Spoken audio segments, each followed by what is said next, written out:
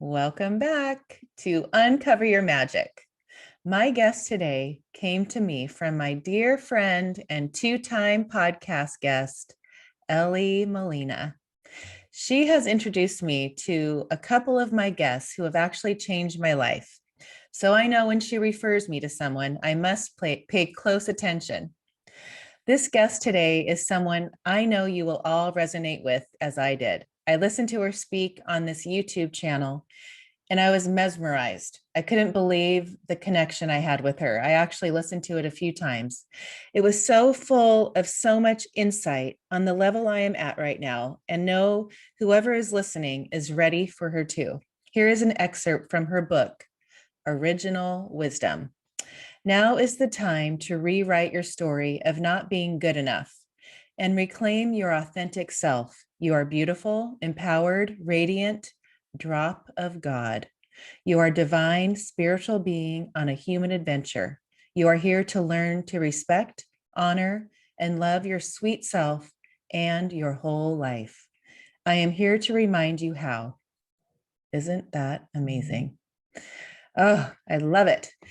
Um, I believe when you connect with someone on this level, it is in divine timing and meant for reasons to grow and expand. If it wasn't for this podcast or for connecting with Ellie, it makes me think, would I have ever crossed paths with this woman? In this example with Donna, I feel so strongly that I was meant to meet her. So however it was going to align, it would have. I have felt that way with so many of my guests. It's another lesson in life for me to remember when you listen to your intuition and just move forward in love and trust, like I did with this podcast, the clues to lead you to the next experience to uplevel your growth will appear. It's that action, I believe, is the sign you are sending to God saying, okay, I trust that voice and I am moving forward. If we all knew that life was to be fun and full of pleasure, not hardships or setbacks, all of what we think are failures or setbacks are actually setups for bigger and better things. We didn't come here for pure bliss. We came here for the contrast, so our souls can grow and learn and ascend to the next level of consciousness. This is what my guest today has done in the last 12 or so years. She awakened and took action and listened to her small voice and tapped into her higher self and is living her life on purpose with a passion to help others do the same. You are going to love her. Before we begin, please check out my new website, ashleygoner.com. I'm so excited about it. You can also put your name on the list for my programs or get my freebies I created for you to create an amazing vision board. And I also created a 21-day manifestation challenge that you will love. Let me give you a little information about Donna before we begin. Donna Bond is a soul-centered catalyst for personal transformation. She believes when we do the work individually to trust our higher self and love our human self, the ripple effect changes the world. To this end, she serves in the role of a personal transformation consultant, spiritual mentor, and professional life and business coach, serving hundreds of clients across the globe to experience an empowered and more loving existence in the physical world. She's a graduate of the University of Santa Monica, where she earned a master's degree in spiritual psychology with an emphasis in consciousness, health, and healing, and carries a professional coaching certification.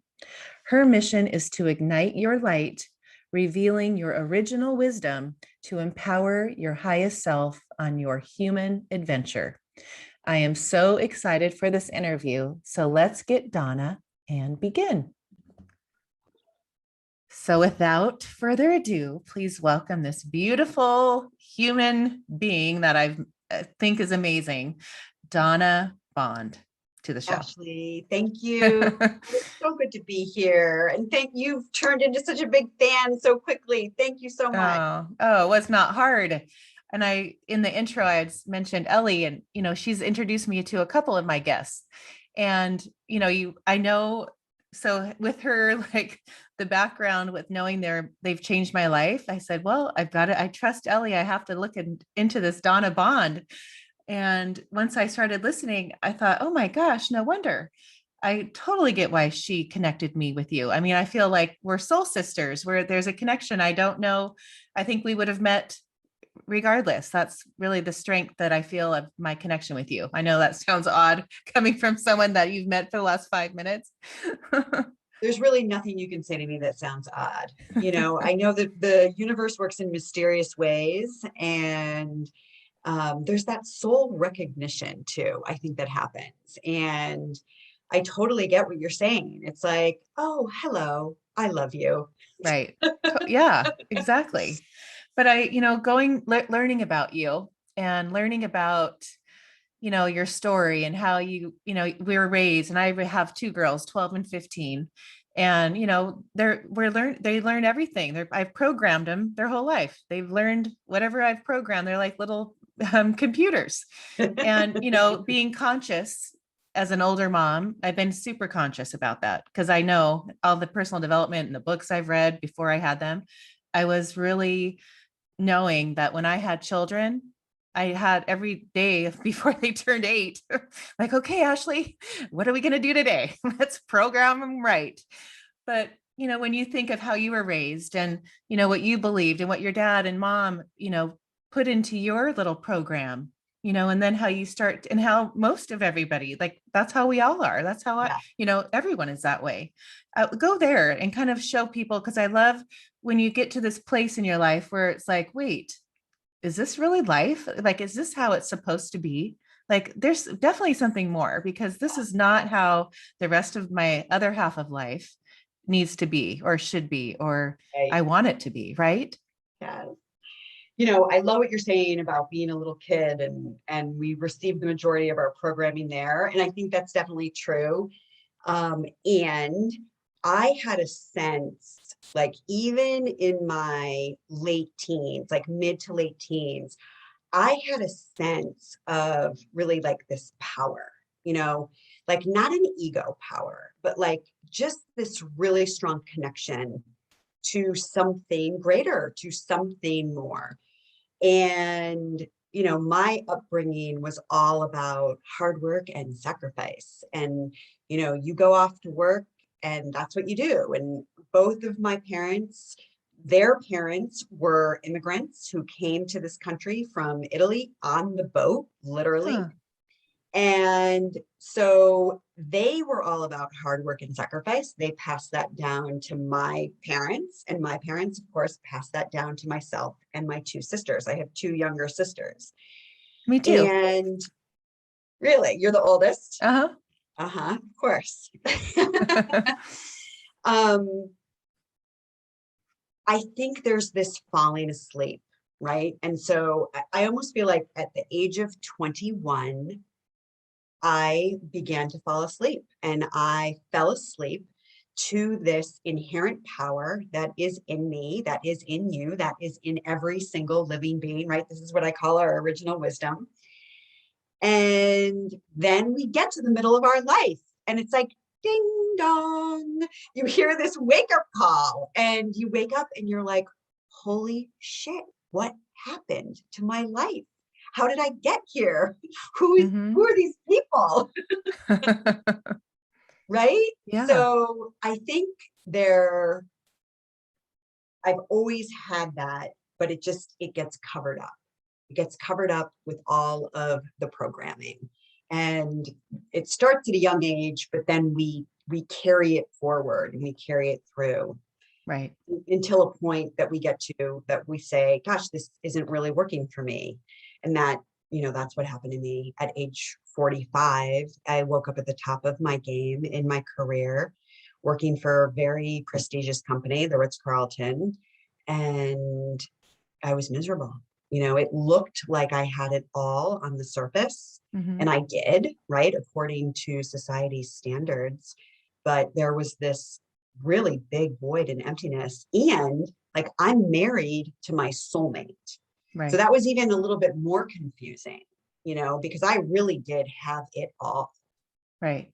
But so, okay, I want to go back to the moment that you were on the plane going to the awards banquet Yeah. And you just, that I felt like that moment was really a big time, like light bulb, Yeah. aha, awakening, or whatever you want to call it, to Yeah. where you're like, you know what, this is just not working.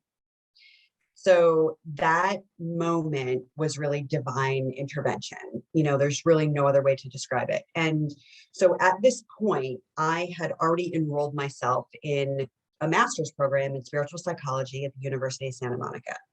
And I was about a year into that program, which was totally crazy that I even went into that program because I was working a 60-hour-a-week job.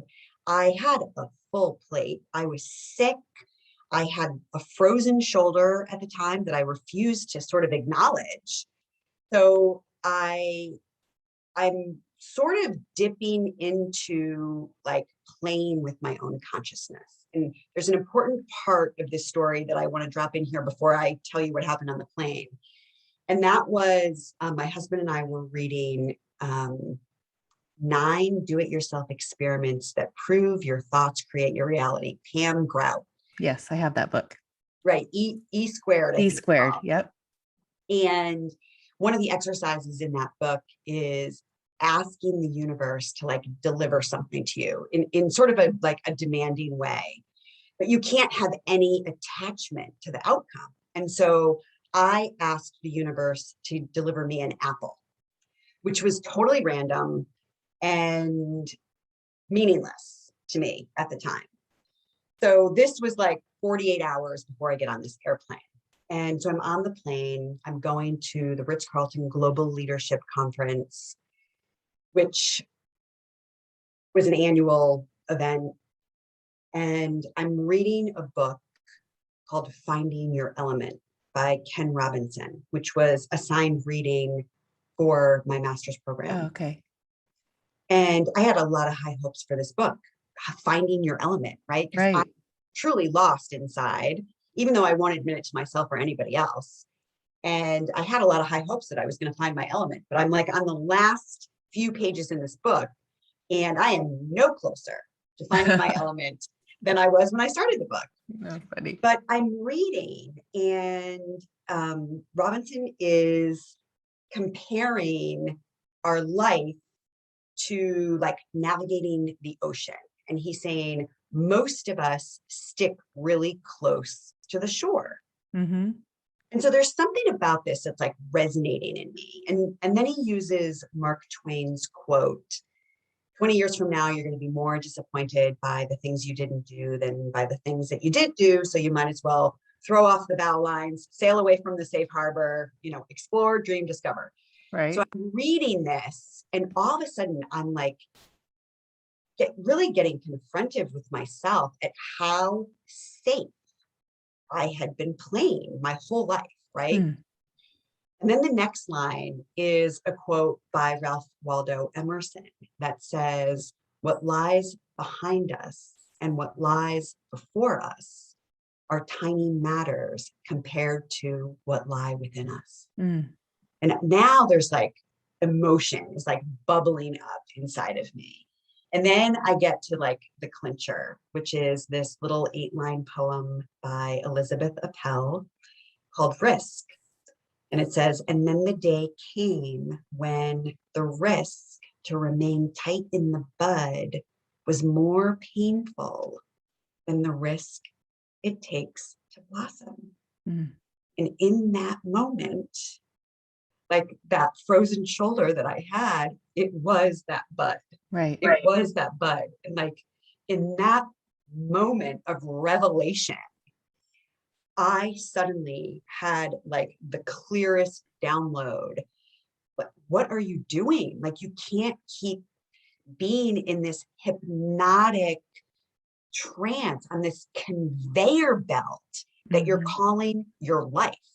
Right. And literally, Ashley, in that very second, I decided, like, it wasn't even like, oh, I'm going to think about it. Like, I decided I'm out. I'm Right. done. I'm quitting this job. I was so miserable. I just wanted out. And so I went to that conference feeling very, very clear about my choice. And so my behavior at that conference was really different than the typical me, who is usually like first to the breakout rooms, like getting a front row seat, taking copious notes so I can run back to the office and implement all of the things that I learned at the conference, right? Like, Oh, funny. none of this is happening. None of this is happening. I'm really like, I'm in a place where I'm sitting back. I'm like energetically sitting back and I'm just observing. And it was the very last night of the conference. And I had a great sense of freedom. I'm talking to the gentleman who was next to me, who was in a motorcycle accident, and he had titanium in his leg. And he's like showing us pictures on his iPhone of like the titanium in his leg. And I am talking about energy medicine and holistic healing and, spiritual stuff. Oh, funny. Everybody is like laughing and we're having a great time. And I just had this sense of freedom that was over the moon. Oh, I love that. And even said to everybody, like, isn't this more interesting and fun than talking about sales and marketing? And everybody laughed. And my name was called to the stage, where I was the recipient of the Western Regional Marketing Achievement Award, now for the third consecutive year in a row. Wow.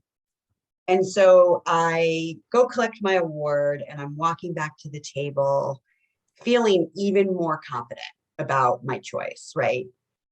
And I sit down and they have just served dessert. And dessert is this extraordinarily elaborate apple dessert. Oh, I love Like that. apple confit and green apple sorbet. And I would have missed it, except the Ritz-Carlton, in all of their brilliance, they always include a menu card, right, with what they're serving. Right. So I'm sitting down and the word apple is next to me, like apple, right? Apple this, apple that. Right. And that right there in that moment, Ashley, my magic poured. Like Right. that was it. It was like this, sorry. No, But it was this like amazing recognition that we are so connected and we are so much more powerful than we give ourselves credit for every single day. And we just get so caught up in the shit and the bull crap that doesn't matter. right. And so I made a lot of choices, from that moment forward that have led me here to sit with you today. Yeah, no, I know you in life, I always, when you have that a revelation or this moment that you're going to pivot or you're going to, transform into something, completely different. It's when you do that, you take the action, and then all of a sudden, all these clues that have always been there, but you haven't made that decision. I always say, like, just do it and then everything will follow, but you do that. And that's what I watch and what I've learned from you is what I try to teach my students is like, once you do it and and you're listening to that voice inside and, call out the apple or whatever it is to give you that sign, because they're all there.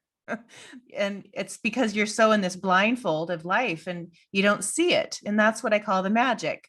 And that's why I feel like there's magic every day.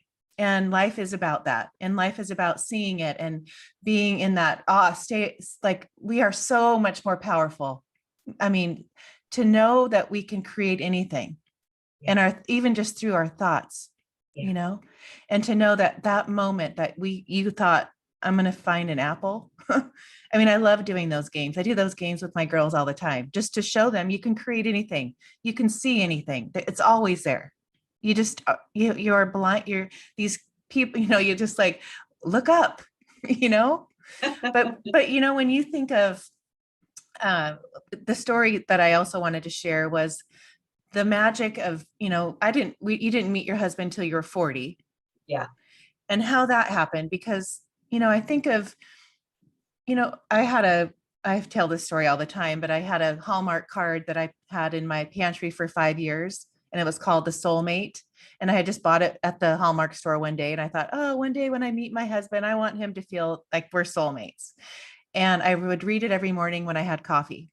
And when I met my husband at 35, 3 months later, we went to Hawaii. He brought me a card, and it was that card. Yeah. And I thought, here I'm sitting here with him reading this card going, I've memorized these words because it's in my pantry, but I didn't take away the moment. I didn't tell him. But when you have, like, I feel that's what I connected with you with your husband, how you met him. So tell your amazing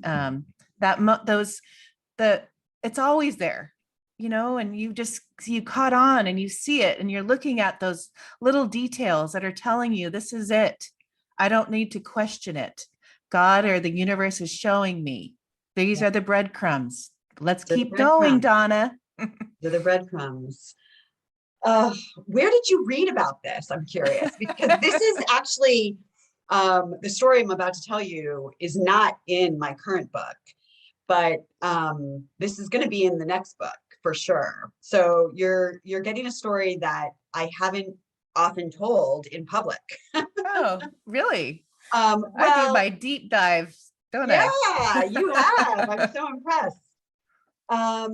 Gosh, so this was in 2008, and I had been dating a gentleman who was a colonel in the Air Force, and he was lovely. And there was a little joke between us that I used to tell him on a regular basis, you need to color outside the lines. And I would say this to him all the time. You need to color outside the lines, color outside the lines, color outside the lines. It was such a thing that at one point, I think I bought like a 24 pack of Crayola magic markers and like left it for him, on the windshield of his car with a little love note. Well, one day I woke up and I was like, listen, Donna, are you like going to make sacrifices for this man? And it was a resounding no. And we weren't a match, in a million different ways, we weren't a match. Right. So I broke it off with him. Fast forward, I'm on match.com and I'm not impressed, right? Like I'm pretty much hitting the delete key. Like I literally can remember myself like laying on the couch, just like delete, delete, delete, delete.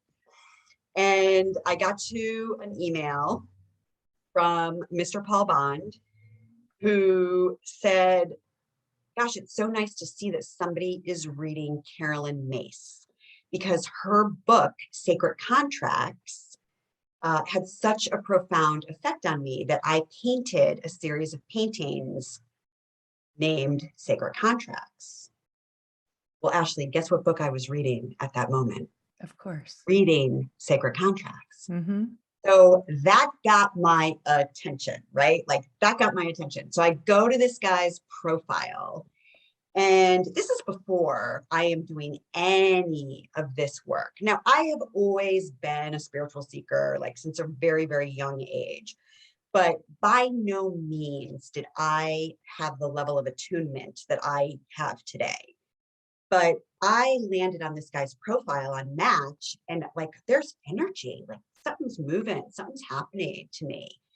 Well, I get to the very last line of his profile, and it says, I'm looking for a girl who knows how to color outside the lines. Oh, I get goosebumps. You know who you are. Oh my gosh. Yeah, right? So we corresponded online for maybe a month. He was living in Santa Fe, New Mexico. I don't know if I mentioned that. And I am in San Clemente, California. So we are emailing back and forth. And the truth is that we really fell in love over letter writing. We really fell in love exchanging correspondence to one another. And when we met in person, it was like we have to check that physical compatibility marker, right? Right. And the energy marker, even though at the time that wasn't really in my awareness, but he had his oldest daughter had just given birth to her son. And so he had a ticket booked to Southern California to come here to meet his grandson. Oh, wow. So that trip turned into our first date, which lasted for 7 days. Wow. And we met on Pochi Beach in San Clemente, Mm-hmm. and we both took our sunglasses off and looked into each other's eyes. And, my first thought was, I know you. Mm-hmm. Hmm. And Oh, that was that. wow. That was that. And he proposed to me 3 weeks later on my 40th birthday, right? Like as I'm about to turn into a pumpkin. And A that pumpkin. was, 14 years ago. Wow. And everybody was freaking out. I mean, I got to tell you, my boss at the time, I wasn't working for the Ritz-Carlton. I was working for a different company, but my boss at the time was running background checks, and my mother was having a heart attack, and like everybody was freaking out. But I had never been so sure Sure. Yeah. inside of myself Oh, or about anything. And I had a husband before him, and I had several, pretty significant relationships, but this was the one. huh. And so in your marriage now, because he's a spiritual, I mean, he was reading sacred contracts. So that's a big, Yeah. I mean, that's a huge to me. Like that would be a very much, we're in alignment with each other. Do you grow together? Is your relationship like you're constantly in an awareness like that together?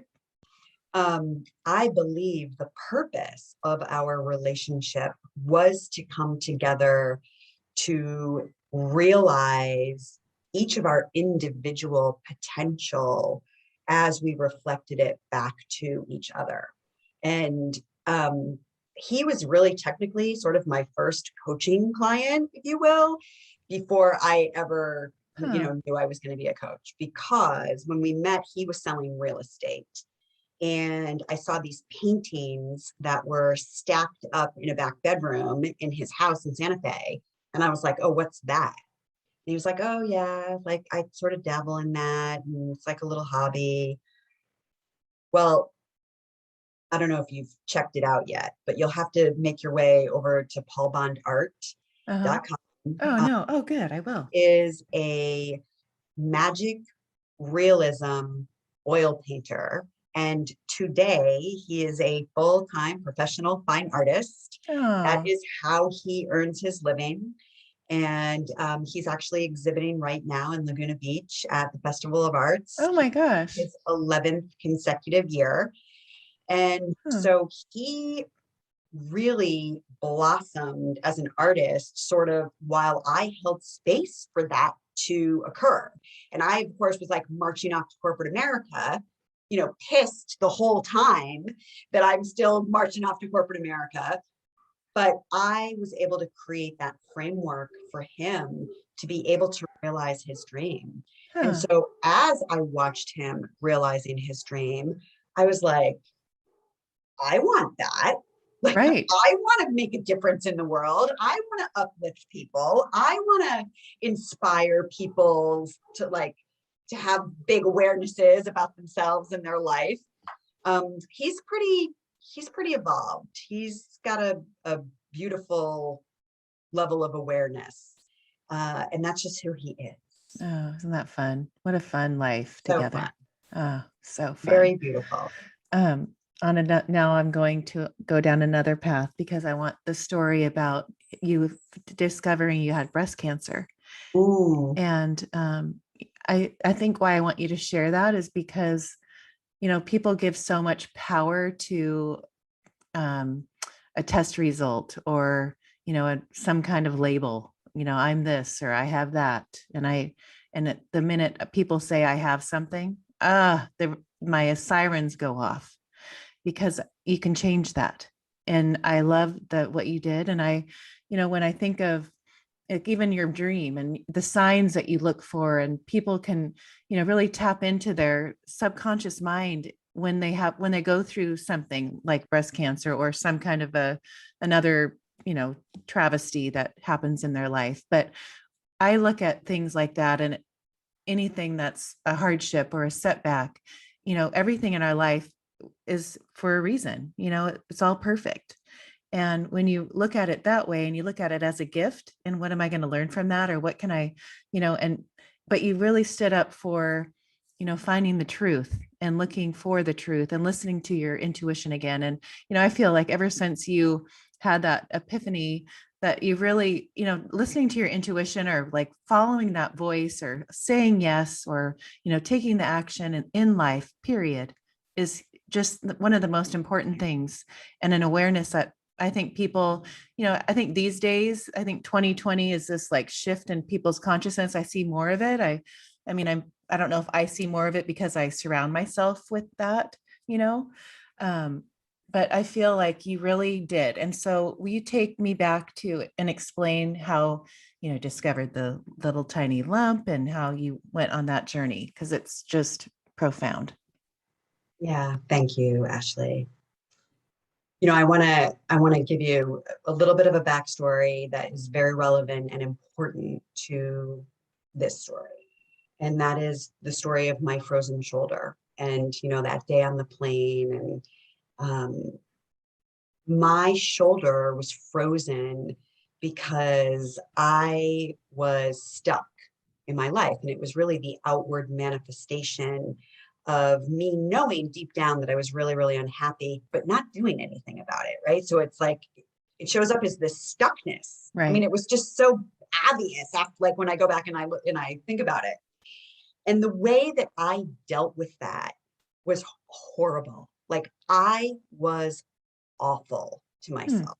I was so, pissed. This was like this big problem in my life, this big interruption, this big imposition that there was this thing that was wrong with me, right? And I really treated myself horribly, Hmm. absolutely horribly, when I was sort of suffering through that. And I had a sort of a wake up call with a coach that I was working with at the time, who said to me, like, hey, when are you going to take responsibility for your own health? And I was like, what are you talking about? I'm doing this and I'm doing that, and I'm, going to physical therapy, and I'm going to get surgery, and I'm seeing, energy doctors. She was like, yeah, but like, when are you going to own it? When are you going to own your health? Right. Not own the problem. When are you going to own your health? And that was a really big turning point for me with not only my health, but like my life. Life. Yes, Right? totally. I love that. So I quit my job. I did not become a coach right away because that still was not in my consciousness anywhere at all. Hmm. But I hung out a shingle rather as a marketing consultant because I had a lot of contacts. I'd been in hospitality marketing for 28 years. I was still able to really earn a good amount of money and finish my master's program, which was becoming more and more important to me in my life and what was happening with all of that. So here I am working as a marketing consultant, thinking I'm launching my company, Donna Marketing, right? Oh, funny. And I had made all these really big changes in my life. I had started meditating. I had started eating out of the Vitamix. I had started moving my body every day and getting regular exercise. And the most important thing that I will tell you is I slowed down. Like, Hmm. I slowed down where I was beginning to actually listen to my body, to my mind, to my emotional body, and to my spirit, to my Mhm. original wisdom, which the way that that information is going to come through is through our intuition. So I had a prophetic dream. I was in my dream, I was looking at myself in a mirror, and there's this giant fish hook all the way through my left breast, and it is bloody and it is messy. And I'm Hmm. fixated on the barb that has punctured, full puncture through my breast. And I say out loud in my dream, while I'm looking at myself in this mirror, I say, how are you going to get out of this? Oh, Right? And I wake up. I wake up. And my first thought was, oh my, about 2 months before, I had felt this little, like, it felt like a piece of sand, like a little pebble on the top of my breast. And so I come out of this dream and I sit up and I'm like, oh my God, is that still there? hmm.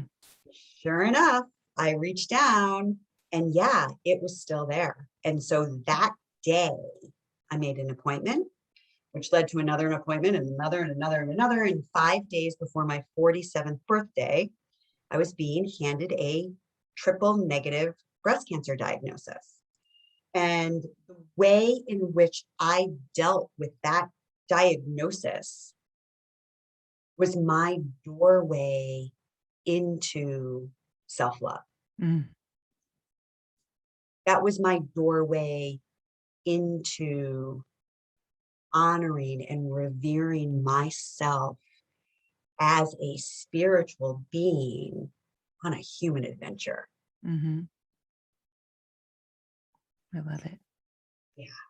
Yeah. And it changed everything. And truthfully, I moved through the experience with ease and grace because I put myself at the top of the list, right? But it wasn't putting myself at the top of my list out in the physical world. It wasn't about like getting spa appointments or, Right. it wasn't even about the self-care. And this is where I think people don't fully understand the difference between self-care and self-love, Love.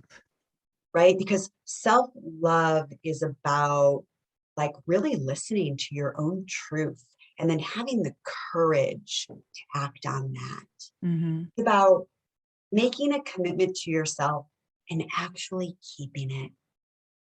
It's about speaking up when it's uncomfortable to do so and being able to do it from a centered, loving place instead of like getting into a combat againstness type Right. energy with people.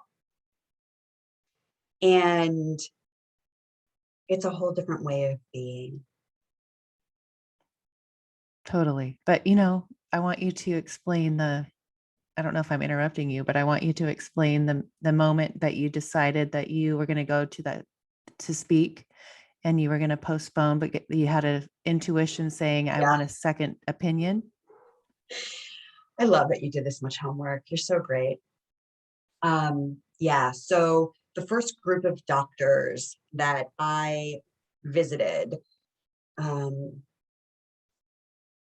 I have no history of breast cancer in my family. I don't know squata about breast cancer, right? There's no history, and you don't know what you don't know.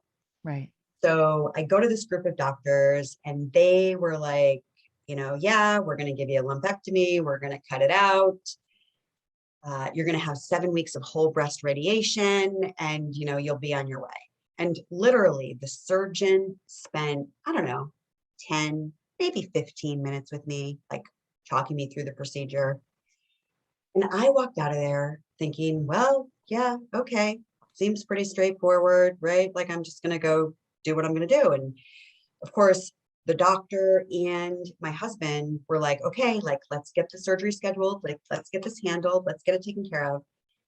And I was delivering this very important piece of my master's program, which was the design and the delivery of this talk that I was giving about how our thoughts create our reality, which was a cosmic joke on behalf of the universe. I just want to be clear, right? So I'm like giving this talk on how our thoughts create our reality. And the universe is like, oh yeah, well, you want to learn how to walk your talk, sister? Like Yep. here you go. Let's give you a little material to work with. Totally. So I pushed the surgery out for about 30 days because I wanted all my faculties right? Like to be able to deliver this talk. And this was a big deal. There were 50 people were attending this, like invitations had gone out, champagne had been ordered. Like this was a brunch on a Sunday morning at a country club in San Clemente, right? It was happening. Oh, cool. And I didn't want the interruption of the surgery and, or even the drama, right, of this illness to interfere with what I was focused on delivering that was really so instrumental to the way that I was learning how to live my life and would go on to teach other people how to live theirs, right? So I Totally. pushed it out for 30 days and I agreed to have the surgery the Monday following my talk. Well, over the course of those 30 days, what unfolded was I kept winding up in conversations where people were talking about getting a second opinion.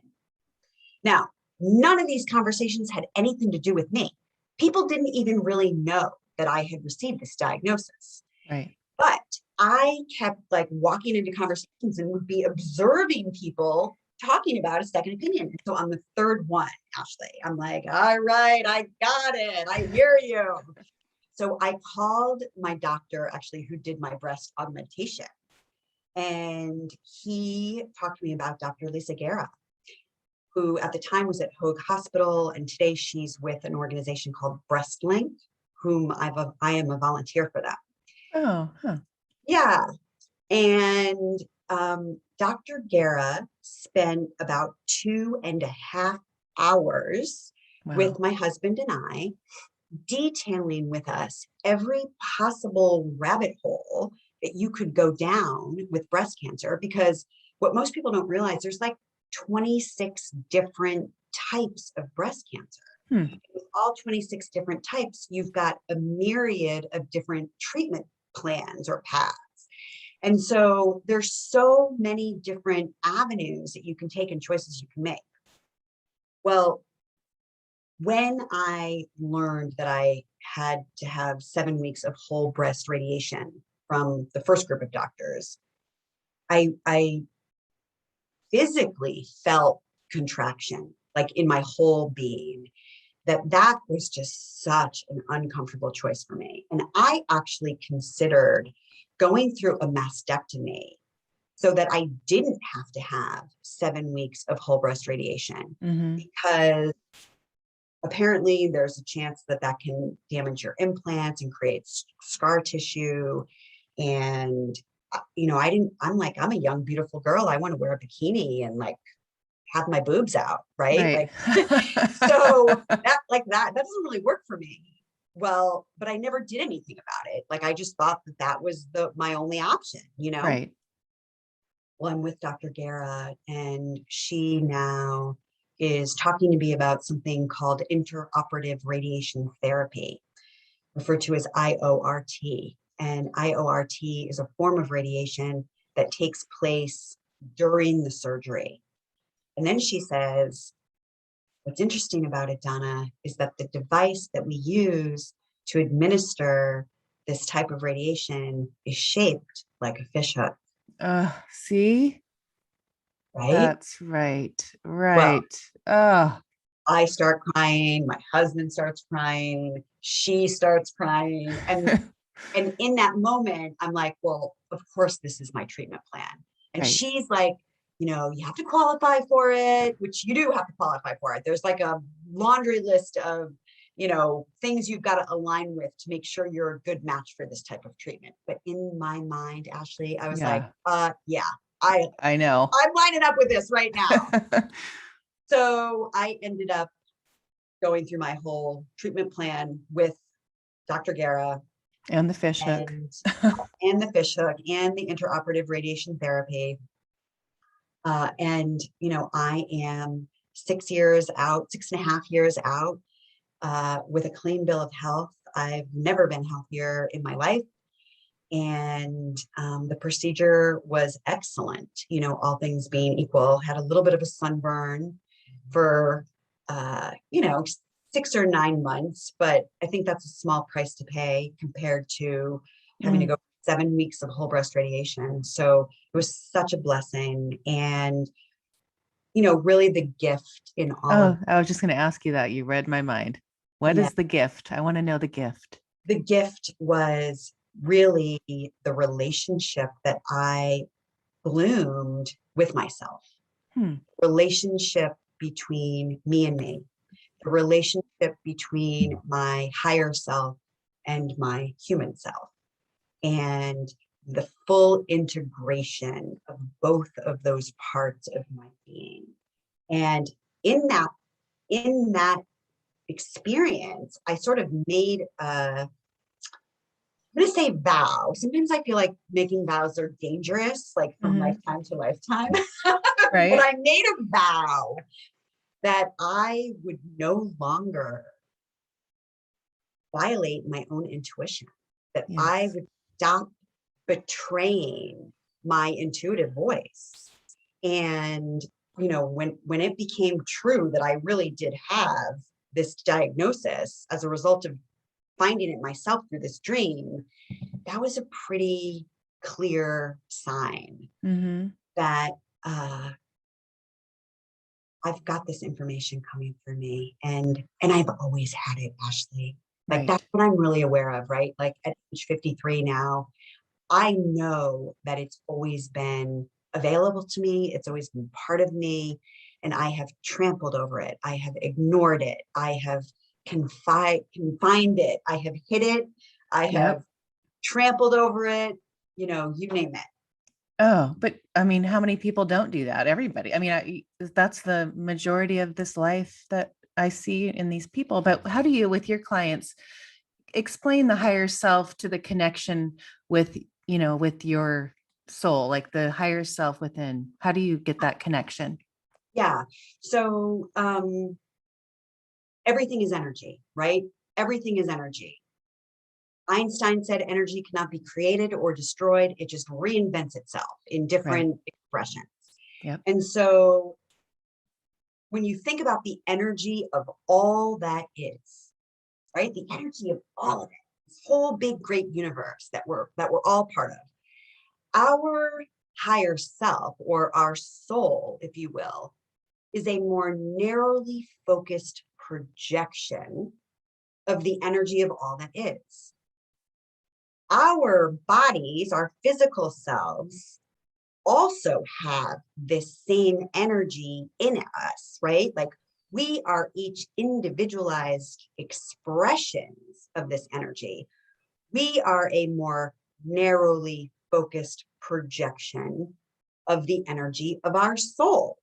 Right. So oftentimes people think like I'm a body and I have a soul, but I really want to invite us into the fact that it's the other way around, right? Hmm. Like our body is our soul's avatar, Right.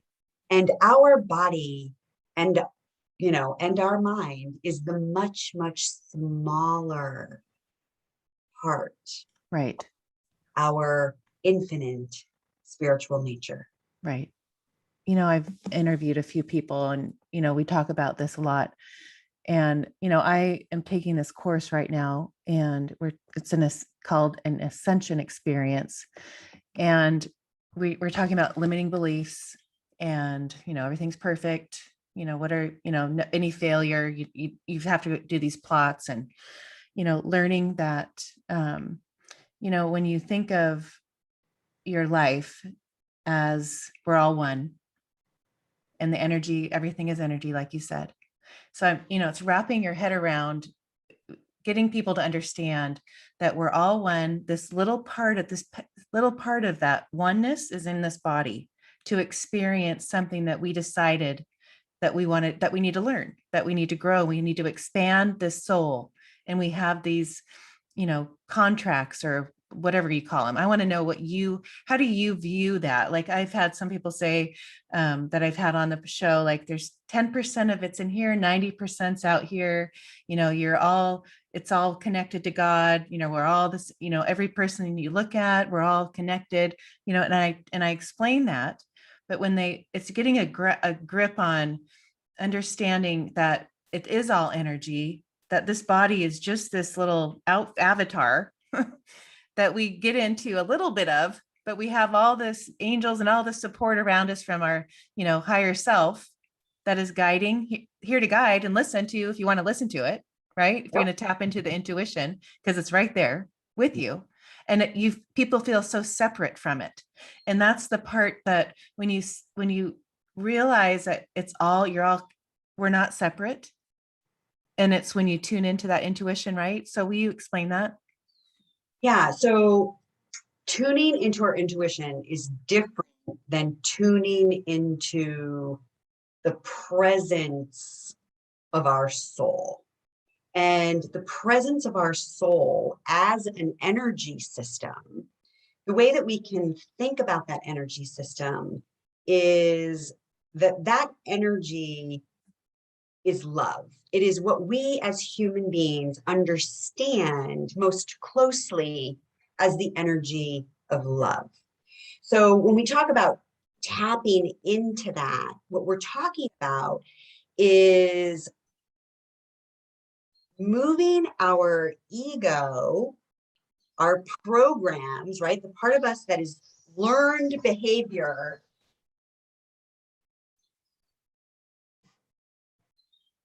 and moving that aside in such a way that we can then rest in the energy of that love, which is the truth of each one of us. That is our original wisdom. Right. That is the energy of our soul. When we talk about intuition is like the highway that information comes in to, this part of our being, comes into our humanness. Mm-hmm. So intuition is different than our soul itself. And what I do with my clients is I assist them in removing the blocks to the awareness of this presence of love. And that phrase comes directly out of A Course in Miracles. But this is the process. And the way that I think about it, you're talking about percentages. Mm-hmm. I think that, we have all this noisy chatter in our ego mind, and our ego mind is the composition of all of our beliefs, everything that we've been taught. It's the learned part of ourself. And all of that information gets collected in the database of our mind. Mm-hmm. And so we operate our life according to the programs that are running in that database. And we have this whole other part of us, right? That is the higher self. That's why they call it the higher self. It has a more aerial view of our life, of our whole life. It can see a lot further than we can see, like as boots on the ground, right? Right. It's like it can see the obstacles up ahead. It can see the shortcuts up ahead. It can see what is for the highest good of all concerned. Where when we're sort of stuck in our ego learned self, we're just worrying about getting our own piece of the pie, right? So when we can begin to build that bridge, build a relationship between the learned part of us and our essential nature, or the authentic part of us. Mm-hmm. The more we cultivate that relationship, the more we're bringing that energy into our day-to-day life. Right. Right? Yeah, go ahead. Okay, so my question is it being conscious of the others, getting the ego, being aware of the ego and aware of the other, right? And is the ego those self-limiting beliefs? And so there's self-limiting beliefs in that little corner, right? Totally. Okay. Yes. So what I'm learning is, once, we all have our self-limiting beliefs, we have programs, all the things. So we've reduced those because we've focused on this higher self, and we've realized we're coming from love because the ego is fear. So when we focus on the higher self and focus on love and live in that place, that ego just keeps diminishing and diminishing and getting lower and lower. So you're getting more connected to your higher self, living daily in love, and not getting triggered by your self-limiting beliefs. So that ego is completely is being, it's going to be there because we're human, but you've diminished the effect. Is that true? Yes and no. The word diminish, I want to coach us all on that, right? We don't want to make the ego the bad guy. We don't want to try to kill off the ego, because the truth is we cannot live here on this planet, in this dimension, in physical reality without our ego. We need our ego because that is literally how we move through life, how we navigate the world. So we don't want to alienate that part of ourselves. And so I don't want to use the word diminish, because there's a place in the middle, Ashley, and that's really the place that we're trying to get to. We want our ego, or at least I do. I can only speak for myself. I want my ego to be in service to that higher part of myself. I want my ego to be in service to what my soul knows is my highest calling, purpose, what I'm here to do, be. And the end all of that is love. It's always love.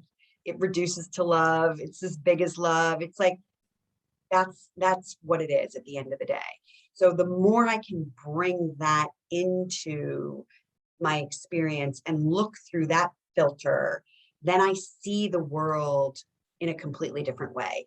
And, when we start talking about energy and vibration, then this makes the conversation even more interesting, because love and hate don't exist on the same plane.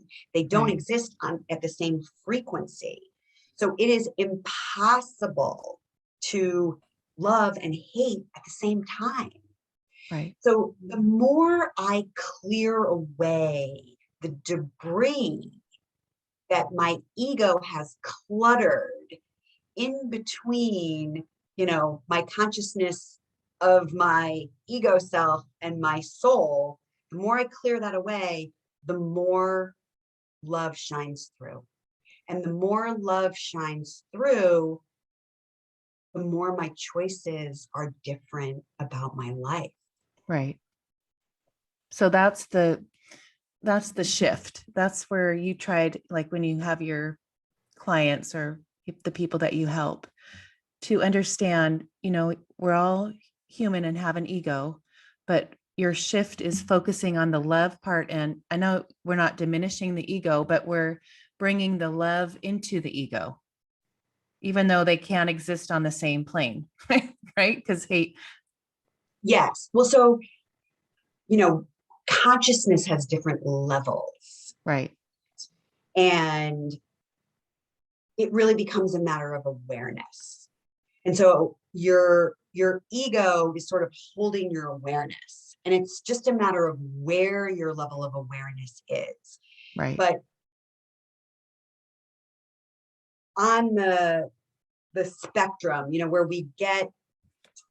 the ego gets itself in trouble is we get stuck in the land of polarity. We get stuck in the land of good, bad, right, wrong. And that has us living like a ping pong ball, right? Right. We're good, we're bad, we're black, we're white, we're up, we're down. It's this polarity, and it happens to be the way that we live here in physical world reality. So what is super helpful is coming to the middle and coming to a place of neutrality and a place of equanimity. Because when we are residing in that place of neutrality and equanimity, it's very easy to sit back in the love and to rest in that natural essence of our true self is going to make itself known without us having to do anything or try to get anywhere.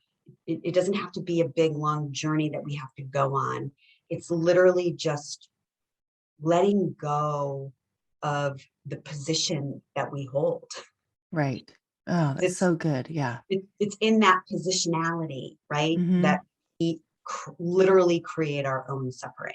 Right. How, because I'm really at that place now that I understand what you're saying.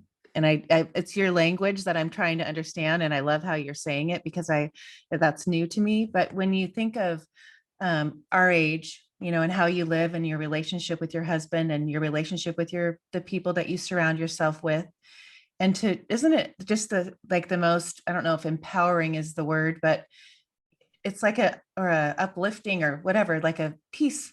It's peaceful to live in a place of sitting back and looking at everything through the eyes of love. Yes. Well, I love that you said the word empowering, because that is like very real and true as a result of this type of work, because the soul is a drop of creation, right? And that makes us all creators. Right. And when I begin to identify with this idea that I am a creator of my own life, Mm-hmm. that is immediately a more empowering place to live from Right. than living from this standpoint that I'm being victimized by life and I'm a subject of life circumstances, right? Or subject to life circumstances. It's a game changer. Oh, such a game changer.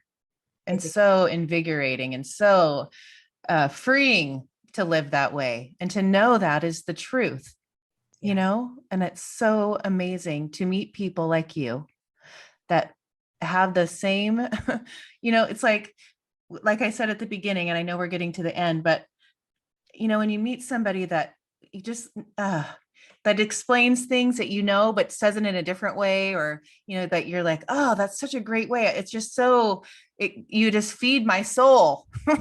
You're like this, watching you talk, this angel, like I'm looking at your eyes, and it's just like, I know you have this in you, and we all do, and you found it.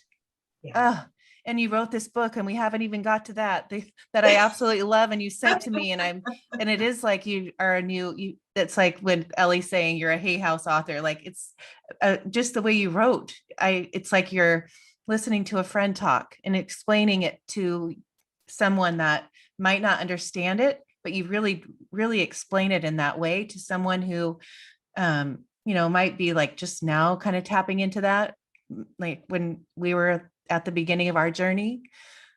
It's beautiful, but it started out as a workbook and you just kind of created it into a book, because it's so neat how at the end of the chapter, there's like a workbook, Yeah, or an there's assignment or whatever. an opportunity for transformation is what I call it. And the name of the book is Original Wisdom, Harness the Power of the Authentic You. And, it was really about my own journey, leaving the corporate world and finding my way into this work. But really, I stand on the shoulders of Doctors Ron and Mary Holnick, who really are the pioneers of spiritual psychology. And when I got introduced to spiritual psychology, there was such a knowingness inside of myself about this at the Mm-hmm. deepest level that I am so sure that, I am going to carry the torch into the future with spiritual psychology. They are still practicing. The University of Santa Monica is still alive and well and holding online classes called Soul Centered Living. So you Oh. can find that at the University of Santa Monica.edu. And, yes, I have my own way of assisting people in understanding this, But I think it's in part because of part of what you just said, Ashley. It's like, it's in me. Like Mhm. it's in me. And I feel like the way that we're helping each other is that we hold this energetic template for one another. And somehow I can mirror that to you in such a way that you then recognize it in yourself. And Right. that's how we I love pass that.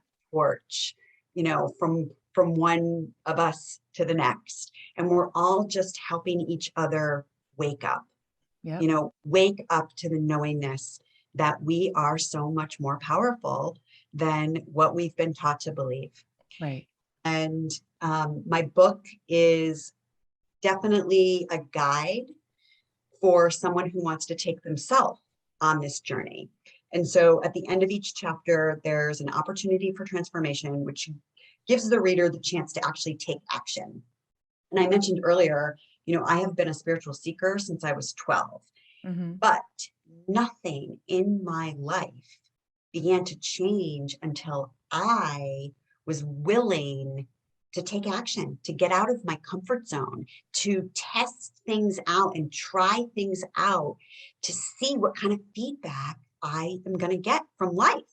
Yes. And so that's the only way we really learn, right? And there was a lot of that in my master's program that was super helpful of, embodying this stuff at the Mhm. deepest.